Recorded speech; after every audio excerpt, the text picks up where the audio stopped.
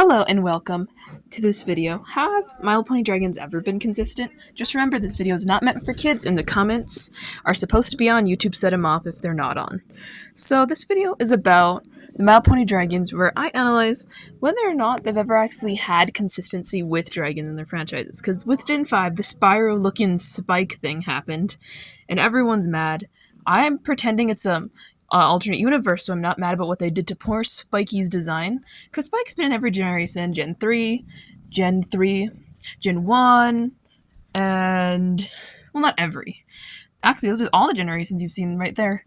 He's been in 3 proper ones. So I'm going to start with, Gen 1 dragons, one of the second most inconsistent, which we see these ones, which were like ponies or something, turned into dragons by Tyrek.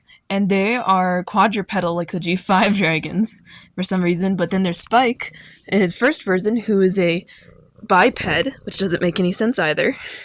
And the other dragons, which are also bipeds, like these ones, which appear to be a different species than Spike.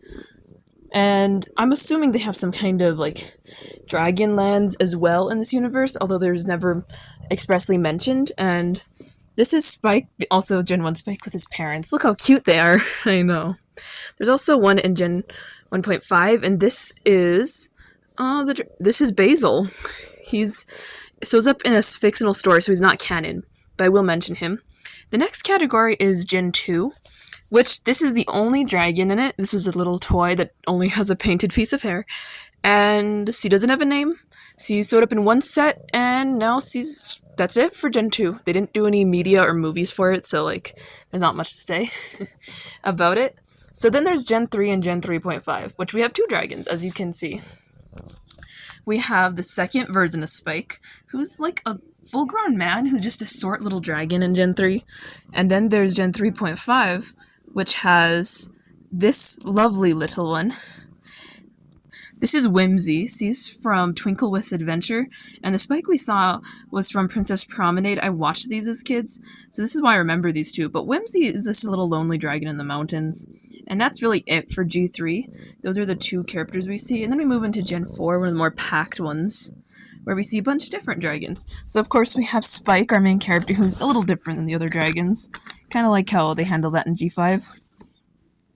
And then, of course, we have an actual noted location, the Dragonlands that we explore in the show, which only appears to have teenage dragons, so I guess the dragon legs don't stay there long. And these are some adults which appear to live solitarily somewhere out in the world, I guess. There's a lot of them for not seeing very many around. And of course, they seem to have some noble innate magic in most generations, but especially here. Like Crackle is magically amazing and the best dragon. Although Crackle only shows up in 1 episode, we will now salute him. But we also talk about this where they have, technically their spine respond to magic, their spikes, and they're born without wings, as you can see with these little, kind of see with these babies, like Spike. So Spike does just appear to be a regular dragon, and oh my god, baby dragons are cute, like newborns. Spike himself goes through, dragon puberty, 80% through this, though. So this is what he looks like with his first set of wings. And then this is what some of the adult dragons look like in the more Season 1 version. And then there's, the magically induced bigness, which is another area their magic's expressed through greed, causing them to grow larger, which also takes away a lot of their intellect. Because when they're babies, they seem relatively intelligent, albeit adorable as a button. There's also, when it comes to these, the teenagers, as we see, which appear to be completely unsupervised after puberty. Their parents only see them during the migration, and it's Garble that asks Spike in Dragon Quest if his parents brought him over because he was so little. So then there's Generation 5 dragons, which are quite loaded. So we first have Sparky, who was introduced in, I think, the CGI series first, unless Tell Your Tale spoiled that too. And he's not beloved, he kind of acts like a pet. And then there's these dragons from Tell Your Tale, which all have unique body types and designs, unlike the dragons we see in the CGI series, which I actually really like these ones. I really like these ones more than what we end up getting here, which are copy-pasted designs. And some of the ones that are girls have hair, I think. I think that pink one's supposed to be the big buff one from Tell Your Tale. So the character design's really lackluster. And then we get to the cutie mark situation, or butt gems, I guess. I'm not sure what those are. They're only one side, because as you can see on the other side of their flank, there isn't one. So they have one-sided butt gems, apparently. That's what I'm dubbing them, by the way. And I know it's a weird way to say it, but of course then there's Spyro Spike.